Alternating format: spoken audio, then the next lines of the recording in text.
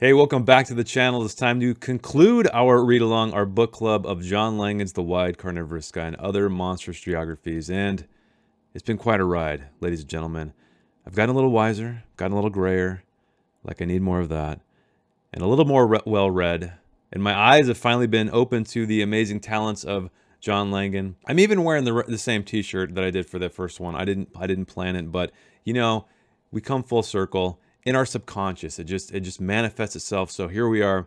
Let us dig into the writing itself, where we dig into Mother of Stone, the final short story, the final novella, whatever you want to call it. It is the longest one in this entire collection, and we are the star. Apparently, we are the POV character because the entire story, at least for the most part of it, with the exception of some flashbacks and narrative description in that regard, is second person. And I'll have to admit, this story took me a while to get into, and I think it was probably about the halfway point when the Reverend was telling her tale to us, to the protagonist of this story, about what went on in this cave, in this church. It was very reminiscent of The Exorcist, which The Exorcist is mentioned quite a bit in this story. It was really the only time that I was creeped out. There's a lot of gory sequences in this where the statue itself is just spewing blood in this inn, in this restaurant. And while that is a very visceral description, I enjoyed it quite a bit. It didn't really creep me out, but once we started to get into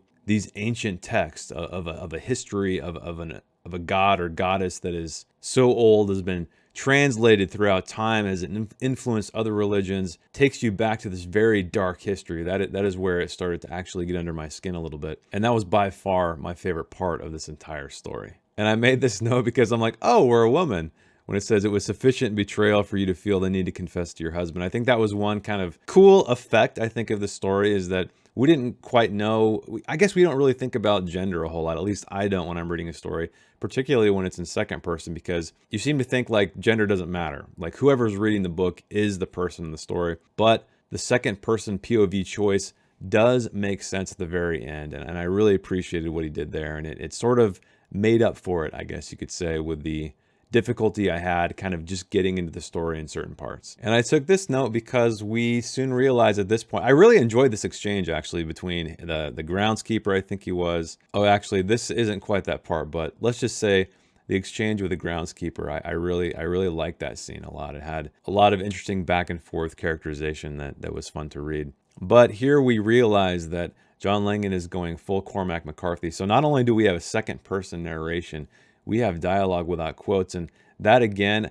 for some reason, because Cormac McCarthy is so consistent in the way he does it, it doesn't seem so difficult to comprehend, at least for me when I read his novels.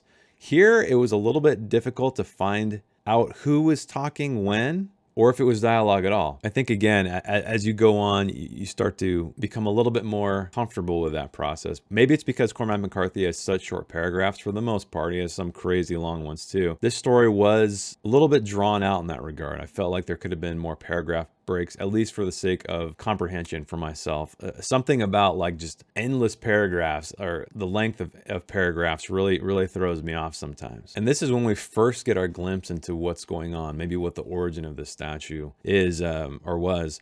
You have searched online, but the most that has turned up is a series of images posted in early 2007, excavated on the Greek island of Keros, 4,500 years old, and apparent products of the Cycladic. Hopefully that's close enough. Culture that preceded Hellenic civilization. These statues are starkly geometric, inverted triangles with undersized circles or heads. We start to tease out what is to come with the Reverend particularly. That, like I said, that was my favorite aspect of this entire story. And where we have more description, it is that artistry that lends the statue's other details so much power. It is headless, deliberately so. The neck shows a cross-section of bone, throat, muscle, blood vessels. That fucking thing, Stephen Holland says. Who the fuck carved a statue like that? Indeed. Very creepy visage indeed. And so plot-wise, you know, we are just investigating what is the connection between this statue and this accident, this car accident that decapitated a pregnant woman. And really, that's the gist of the story. We're going from place to place. We're going to the inn. We're going to the library. We're going to these professors. We're going to groundskeepers. We're going to a reverend. We're going to the state trooper who discovered the accident, who was on the scene at the accident, just trying to figure out this whole thing. But one thing I really wished that would have happened in this thing is that I wish more creepier things were happening to us, right? As she's investigating it, as she's delving deeper into this tale, because we know at the very end, right, that she dies. She falls victim to this curse, this ghost, this goddess, whatever you want to call it. And it would have been nice to see that teased out a little bit more. You know, she goes investigates something, some strange occurrences start to happen. But I felt like a lot of this was just very information dumpy in a way, where we'd have sections that would normally be conveyed through dialogue and through immediate action, but they were almost summarized in a way. And so I felt myself drifting here and there a little bit, even though, again, John Langan's writing, I'm always enamored with it. There were moments for sure that I kind of just spaced out a little bit, but I highlighted this one because I just really loved it. Something just hit me. And I think that's one thing I appreciate about John Langan's writing as well, is that you're reading a story and then he hits you with this kind of line of dialogue, narrative description, or something that just gives you pause, makes you think. And this one is, there's something about a big empty space, Stephen says. It's not the same thing as being outside, in the middle of a field or something.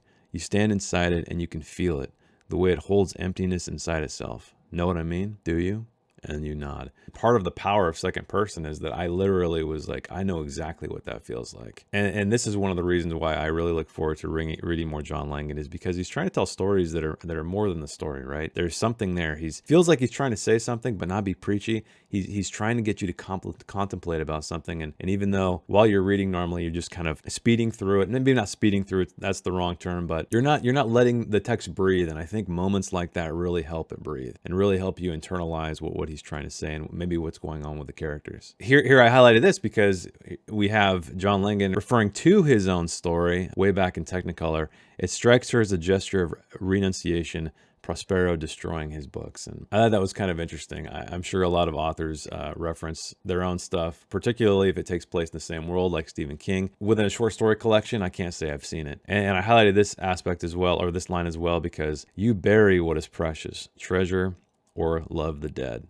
You might consign to the earth that which you fear. So that's them the professors trying to ascribe meaning, like, why is the statue buried? And again, John Langan just kind of hits you with something to think about. And that's, I think, my favorite thing about the story are those moments, and really in a lot of his stories, because even though the narrative somewhat fell flat for me in this one, I cling to those moments and I can appreciate the story and what he was trying to say in those parts. And I highlighted this here because Bloody Mother 3 times she'll appear behind you. And we all know the Bloody Mary thing, and we all know Candyman. And so I just highlighted that because, again, influences, right? I think it's interesting to pay attention to the different properties and legends and histories that influence John Langan, because all of his stuff, as you know, is very highly influenced by other things. And we'll talk about that in a bit, but he does talk about that. There's a story-by-story breakdown of what inspired it, where it came from, what it was about, and I absolutely love that. And part of me wishes I would have read these right after I read each story, just to give it more context, but I didn't know it exists. I didn't even look in the back to see what was to come. And I love this moment in the story too. The twins, Casper and Isaac, their father couldn't decide which of them to leave the family home to, so he played King Solomon and split them, which pleased neither brother. And then they made this like wall that divided the house. And then there was rumors that Casper started a rumor that Isaac was practicing black magic on his side of the wall. I thought that was just kind of a cool setup, interesting part of the story, very Poe or Lovecraft, I guess. Maybe not Lovecraft so much, but it just was really reminiscent of older horror tales and stuff you don't really see too much anymore. And this was the first time that Lovecraft really hit me,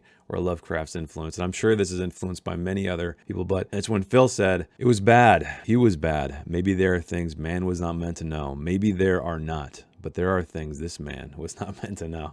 So I love that aside. And again, this is part of the story that was my favorite. And when he's revealing the history of this statue, or what he believes it to be, I thought this was quite interesting, this passage here. But you could call him the Sky Father had grown jealous of the mother, who in some versions of the story was his mother too. Therefore he devised a trap for her. When her priestesses met for her worship, he sent his followers into her grotto. They slew the guards and laid their hands on the priestesses, whom they carried to the top of a high mountain. There they put the priestesses to death, cutting the heads from their bodies and hanging those bodies by their feet, so that all the blood ran out of them onto the ground. As they did this, the Sky Father's followers spoke secret words he had given them. In this way did the Sky Father and his party bind the mother to the mountain. And the next part I didn't highlight, but is even more chilling, I guess you could say. That isn't all, Phil said. It never is. There were no priestesses left, but there were still those who were loyal to the mother. They hunted the ones who had defiled the mother's grotto and profaned her servants and took revenge on them. Then they offered themselves as a new sacred order, the men making themselves more like women to be pleasing to the mother. That was pretty creepy. I love that aspect when, they ran out of women, and so they started turning themselves into women, essentially, to sacrifice themselves to the mother or worship her. So, and self-castrating, Phil said. The problem was their deity had been overthrown, confined in a way none of them knew how to undo. Absolutely love that part. I think that's very creepy. And then finally, this next highlight is when we next understand what the entire process was, or why it might be occurring. Until one fellow had an idea. If the mother were locked in stone, then she might be brought forth through the stone, through representation of her carved from the very rock of the mountain that held her. And so our final revelation here is when Phil is saying, no, it is important that she is not a virgin. She should be expecting a child. The closer to her delivery, the better. Dun, dun, dun, right? Now we can see everything starting to come together. And again, my favorite part, I know I've said it like 3 or 4 times, but my favorite part of the story by far. And this highlight reminded me of Hellraiser 3, I think, something like that. Its destination was, of course, the sculpture whose white limbs drank the blood that splashed on them. And I have no idea if John Langan was inspired by Hellraiser. I think it was 3, maybe. I think so. But anyway, if you haven't seen that, there's this scene where these Cenobites, I guess, these evil creatures from a different dimension, hell, I guess you could call it. They're locked in the statue, and this guy owns it. It's like this beautiful sculpture, and he's like an art collector, and blood starts splashing on it, and then the statue starts talking to him until finally he starts murdering in the name of that statue, or for that statue, and then bringing these things to life, and that really was reminiscent of that. And that's a really cool idea, honestly, as cheesy as the Hellraiser movies got later on. I mean, they're kind of cheesy all around, but I love the core of the Hellraiser movies. I love the idea of them. And I immediately got that image in my head when I read that passage. And I love this aspect. Now, we're getting toward the end of this entire thing, but when she's talking to the state trooper, the state trooper is speaking in such a way to distance herself from the husband, she calls him, or the woman, the wife. And then we as the protagonist interject as James, reminding her we are adding humanity. He is a real person. And this happens a couple of times through this conversation. And I thought that was a cool character moment. That was a really good way to reveal character and show like where we are coming from, or well, the protagonist is. And we understand that, we are not the protagonist at the very end of this thing anyway. And that highlight right here speaks to that. After having lived your life for years, really, as if we're being told to you, as if you were a character being pushed through it by a middling writer's inexpert hand, suddenly, finally, you are on the verge of moving from second to first person. And I love that. That really, having this at the end, it just put the story in a completely different context for me. It really hit me at that moment of what John Langan was trying to do, what he was trying to convey from a character perspective, from just a bigger idea perspective. And I think that is the one thing I appreciate most about this collection, is the fact that he's trying new things. He's trying to be different. He's trying to create art. And even though a lot of these stories, including this one, didn't 100% hit home for me, didn't really work for me all the way through, or as much as I would have liked them to, I have to appreciate that fact. It just feels like he's trying to write a story for himself, or for the sake of art, or for the sake of telling a great story, and not trying to fit under any kind of demographic or any kind of pressure from a publisher trying to get him to write a certain way. And finally, it brings us to the story notes. I really hope you read the story notes. If you did not, I highly, please just read the story notes. They're so good because they go through one after the other, and I'm just going to bring up a couple here, but I love like the kids one. Like I always wonder what was the thing about kids, and he was talking about there was a situation where the occasional horror writer Jack M. Herring, and the dubious distinction of having been including in the novels of several of his friends, pretty much so he could be murdered, and that by zombie children. And so we can see that that's a bit of an homage to Jack from John. And we continue to move on. He has his commentary about the zombie genre with how the day runs down. And then Technicolor again. So he brings up sort of the inspiration of this. Like he remembers when he was in, I think it was English class, honors English class is what he says. And his professor's saying, hey, what do the colors mean? What do you think about it? And the students are just trying to decipher what they might mean. And then they ask him at the end, and he's like, I have no idea. And I I love that aspect because we're constantly trying to analyze literature and trying to figure out what the intent of the author was. And that's why I'm very much a fan of the idea that, once you put art into the world, it's no longer yours. The interpretation, however anybody interprets that artwork, is theirs, and it's completely valid, because we'll never know what the author really meant. And sometimes giving that information may be a detriment, I think, to the work. And as much as I love it, he's kind of doing that here. So I think this is cool, like from a time capsule standpoint. So inevitably when John leaves this world, he'll have all of these things left behind, which we don't really have for older authors. But then again, I guess part of the fun is trying to figure it out on our own, right? And then he goes on to talk about the wide carnivorous sky, and then how he wanted to tell a vampire story that was very different. And he didn't bring up all the references I talked about, but he did bring up one of them, and that was the end of the thing, where I really got a vibe where you have these two guys unaware if one of them is infected by this thing or is going to be transformed by this thing. And then he says it. He was worried that he thought the ending was too much like the thing. And he said he actually went so far as to discuss the matter with the editor, John Adams, over the phone, and with his reassurances, went with the ending I had planned. Then emailed him a slightly revised one 2 days after that. The patience of a saint, that man's. And a lot of these things and a lot of these write-ups toward the end, John Langan's personality really comes through. And I love his voice in this regard. You feel like you're starting to get to know him a little bit better, I think. That's the thing. A lot of times we're so worried about being like something else, when sometimes creating an homage to something else is a great thing to do, right? I wouldn't say in no way that the entire story of the wide carnivorous sky resembles a thing whatsoever, really, except the very end of it anyway. And I think that's okay. I think it was cool. Like, it didn't bother me. I wasn't saying, oh, this hack, he just ripped off John Carpenter. Not at all. I enjoyed it. And The City of the Dog, which I should have known this, but I guess I haven't read Lovecraft in recent times or closely enough, but this was his Lovecraft story, or one of them anyway. The City of the Dog, where he was using Lovecraft's favorite device, or one of them being the ghoul. And The Revel, another inspiration piece I noted, was The Cycle of the Werewolf, which is mentioned here. And that one, for me, like, it was structurally kind of odd, even though, again, the writing was interesting. I didn't quite understand the reasoning behind it, and I don't think it gives you all of the reasoning behind it at all in the end of this, but I appreciated some more context to the story. And The Shallow is my favorite. I think this is my favorite of the entire collection. He talks about, like, what would a story be like after Cthulhu and all of the elder gods, or whatever these beings are, come down. They take up residence on the earth. What are the surviving humans doing? What does their habitual existence look like, right? And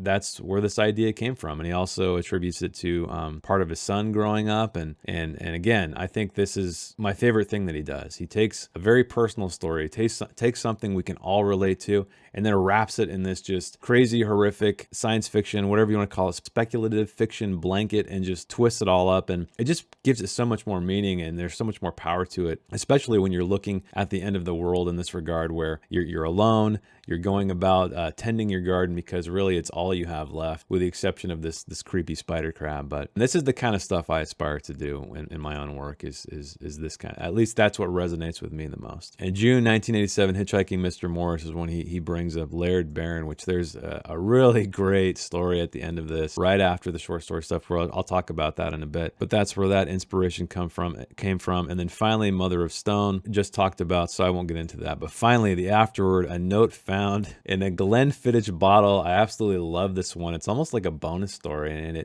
I was grinning the entire time I read this, because this is written by John Laird. I just said his name. Yeah, John Laird Barron. Man, I'm getting everything mixed up.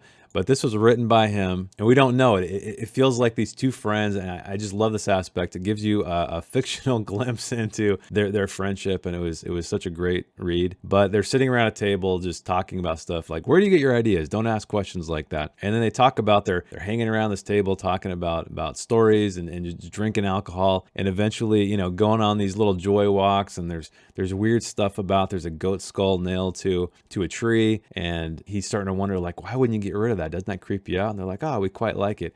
And then we find out that Laird ends up being trapped by John just like the character in Misery. And there's even a James Caan reference, so it's totally perfect. This was such a great ending to this amazing collection. And if you stopped after Mother of Stone, please read both of these. Read the story notes. Read this end bit, because it really makes everything come together and kind of made me look back on this entire collection and think a little bit differently about it. Here we are. That is it. This is the first anthology I think I've ever completed. I've read bits of anthologies, but I don't know if I've ever read one cover to cover. So thank you for coming along on this journey with me. I think it really helped me continue through with it. Not that I didn't like this at all. I really enjoyed this collection, and there will be a review coming up very soon. I'll probably have to record it after this because it's all fresh in my mind. But tell me your thoughts. Did you read all of this? Did you stop anywhere? And if you are still catching up, fear not. This video will be here waiting for you, and I look forward to what we read next together. So on that note, let me know in the comments, what would you like to read next? Should we go back to 2 of the other suggestions and maybe pick one of those up, or should we try something new? I know the comments have been pretty thin to non-existent in this entire series, and that's okay, because I've been seeing people watch it and hopefully enjoying it, hopefully internalizing some of the things about the story, about some things I said, and maybe thinking about things that I didn't talk about. And I think that's the entire point of something like this, right? It's about having a conversation, or not, and just thinking about writing more than just what is on the surface, what's in the story. And this was a great collection to start with, because John definitely does not tell stories that are on the surface. So comment below, join the Discord. It's completely free. If you want to check out my own work, you can see all of that in the description below. And even though this is the end of this one, this is not the end of the series. I would love to do this again. We just got to figure out what we're going to read next. So please participate in that conversation. Have something to do with it. Even if you haven't commented so far, let me know what you'd like to read next, and I will see you in the next one. Bye.